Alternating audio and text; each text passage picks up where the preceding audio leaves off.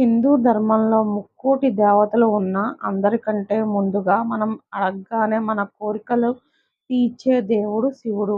ఆయనకు భోళాశంకరుడుగా పిలుస్తారన్న విషయం మనకు తెలిసిందే.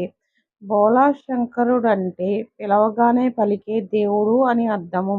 ఎవరైనా శివలింగం పైన కొన్ని నీళ్లు పోసి భక్తితో కన్నీళ్లతో పరమేశ్వరా ఆదుకోవయ్యా అని వేడుకుంటే వెంటనే ఆదుకునే దేవుడు ఆ పరమేశ్వరుడు. ఈ సృష్టికి ఆది దంపతులు పార్వతీ పరమేశ్వరులు. అలాంటి పార్వతీ పరమేశ్వరులను మనం నిత్యం ఆరాధిస్తూ ఉంటాం. పరమేశ్వరుడికి తుమ్మి పువ్వు అంటే చాలా ప్రీతికరం.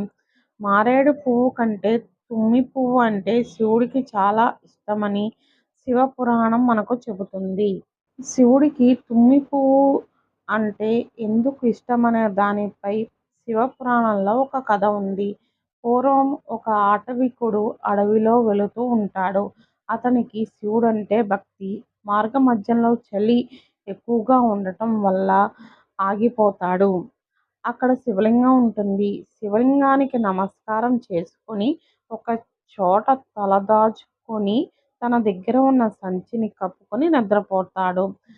మధ్యలో మెలకువ వచ్చి చలి వల్ల శివుడు కూడా వణికిపోతాడనుకొని ఆ సంచిని శివలింగంపై కప్పుతాడు. దాంతో శివుడు ప్రత్యక్షమై భక్తుడికి ఏమి కావాలో అడుగుతాడు.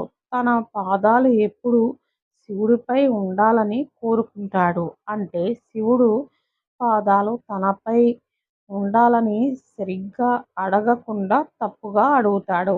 అయితే శివుడు అతని కోరికను తీరుస్తానని వరమిస్తాడు. వచ్చే జన్మలో ఆ ఆటవికుడు తుమ్మి పువ్వుగా జన్మించి పాదాల రూపంలో ఉండి ఎప్పుడూ తనపై ఉండేలా కోరికను ప్రసాదిస్తాడు. అయితే తుమ్మి పువ్వు పాదాల ఆకారంలో ఉంటుంది. ఈ రకంగా శివుడికి తుమ్మి పువ్వంటే ఎక్కువ ఇష్టమని శివపురాణం మనకి చెబుతుంది. ఈ వీడియో కనుక మీకు నచ్చినట్లయితే లైక్ చేయండి, షేర్ చేయండి, కామెంట్ చేయండి అండ్ సబ్స్క్రైబ్ చేసుకోండి.